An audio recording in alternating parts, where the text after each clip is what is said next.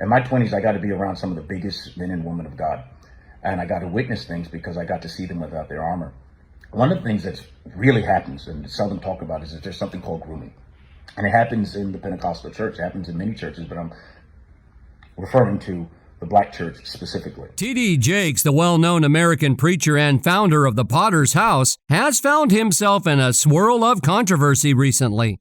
And it's not for the right reasons. A series of allegations have surfaced, causing people to connect the dots not only about his religious teachings, but also about his personal conduct, with some even labeling him as a power bottom.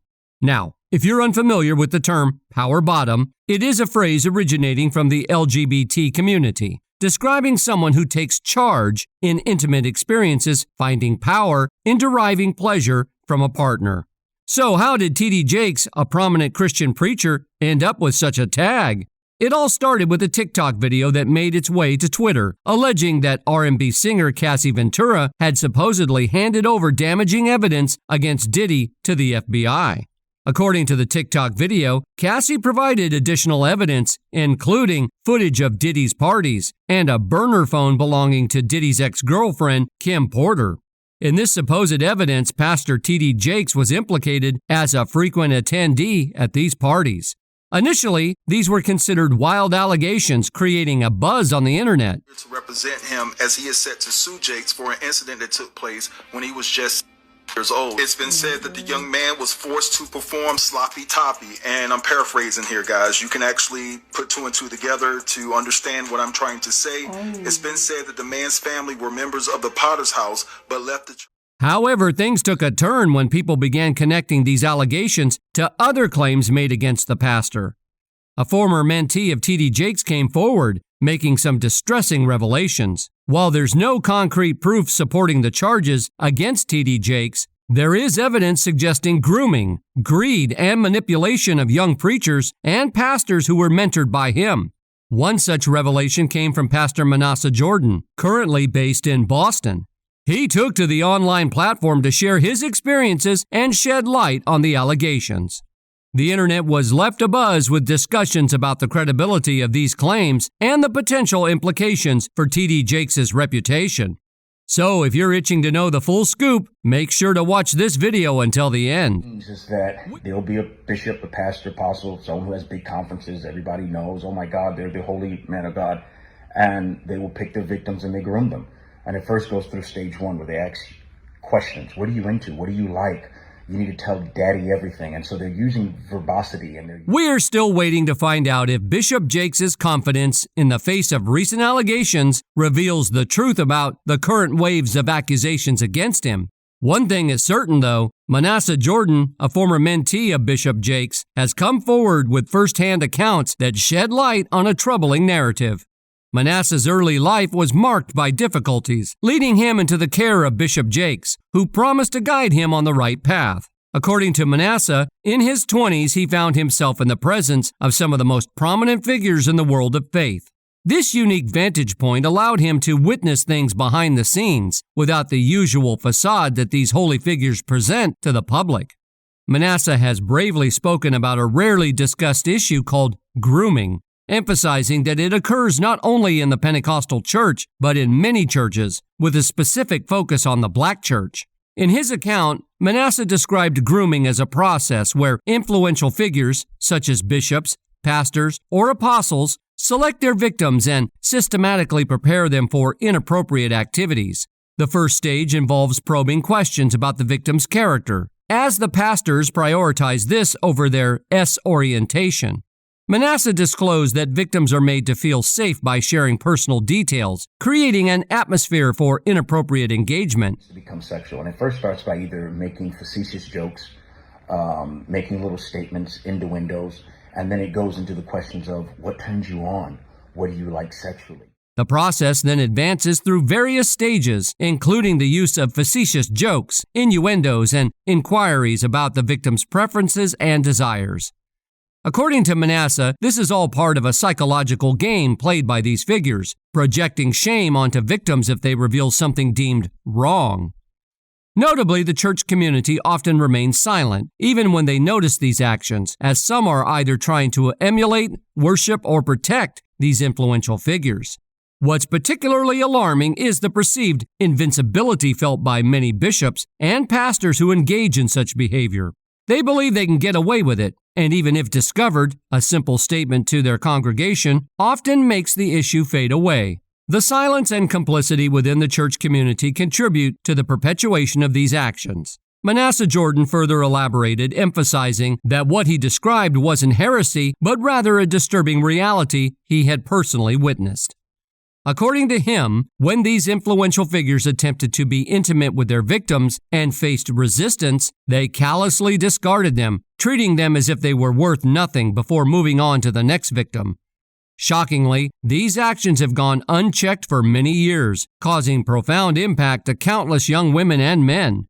Complicating matters, the majority of the church members who idolize these figures often silence the actual victims, preventing them from speaking out.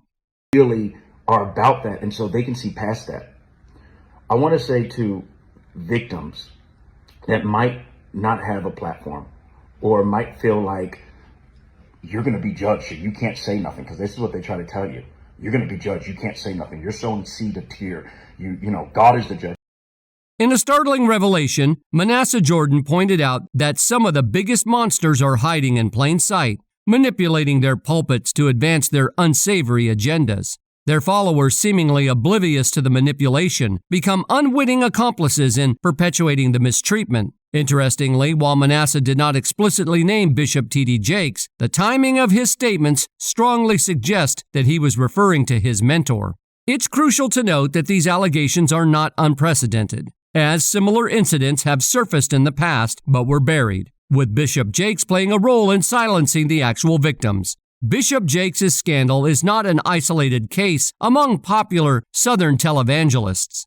Notably, megachurch pastor Eddie Long faced legal challenges in 2010 when 4 young men accused him of S.A. The accusers claimed that Long groomed them through the church's Longfellows Youth Academy. Shockingly, once they reached the age of consent, the pastor allegedly sought only intimate relations from them. This disturbing pattern included claims of manipulation through money, religion, power dynamics, gifts, and job offers. Despite Eddie Long's public denial of the accusations, a financial settlement was reached with the accusers in 2011. Yet Long continued to deny any wrongdoing until his death in 2017, leaving a tarnished reputation in his wake. Bishop T.D. Jakes, like many others, stood by Eddie Long during the accusations. Even when faced with compelling evidence, pastors like Creflo Dollar referred to the grooming and assault allegations as a car wreck, urging those who left the church to return. This response drew criticism, especially considering the gravity of the accusations against Long. T.D. Jakes and several other pastors chose to align themselves with the late pastor Eddie Long in light of Jakes' recent scandal. Drawing parallels between past and present, many on the internet have found similarities in how both pastors responded to accusations. For the first time since being accused of grooming church members, T.D. Jakes addressed the allegations during his Christmas service, vehemently declaring them as lies. He asserted that he would not use a sacred day and pulpit to address falsehoods, emphasizing his commitment to preach the unadulterated, infallible Word of God. T.D. Jakes firmly denied the claims through a PR representative before the service, calling the rumors unequivocally false and baseless. Despite his public denial, the response drew comparisons to Eddie Long's handling of accusations in 2010. Interestingly, some pastors and individuals who were once a part of Jakes' inner circle expressed a belief in his guilt. They argue that the famous pastor is hiding something, and these allegations may eventually unveil the truth he has concealed for a long time. The accusations against T.D. Jakes have prompted reflections on history seemingly repeating itself. Notably, some individuals question the sincerity of Jakes' denial, drawing parallels to Eddie Long's similar stance in the past. While the allegations are yet to be substantiated, skepticism persists among those who were once closely associated with the pastor. The controversy surrounding T.D. Jakes extends beyond the grooming allegations. His relationship with Puff Diddy has raised eyebrows, particularly when T.D. Jakes expressed condolences on Instagram after the passing of Kim Porter. The post, given Diddy's reputation for hosting parties, led to speculation about Jake's involvement in immoral activities. Jaguar Wright, a former backup singer for Diddy, suggested that money could be the only reason for TD Jakes attending such events. Speculations include claims by male escorts that supposedly corroborate allegations against the pastor's activities at Diddy's parties. In a potentially more damning revelation, a young teenager who left TD Jakes' church in 2015 intends to sue the bishop for crimes allegedly committed when he was 16 years old. The minor claims to have been forced to perform on TD Jakes, with his family allegedly receiving payment to keep the incident quiet. Now seeking justice as an adult, the accuser adds another layer to the series of allegations surrounding TD Jakes. It is essential to note that these allegations, though coming from credible sources, remain unfounded as of now. The complexity surrounding Diddy's case and the handling of such accusations leave room for uncertainty about the truth. As the controversy unfolds, your thoughts on these allegations are valuable. Share your insights in the comments section below. Do you believe the accusations against TD Jakes? And how do you think this controversy will impact his reputation within the religious community? Don't forget to like, subscribe, and explore our other videos for ongoing discussions on impactful stories. Let's continue to delve into the truth together.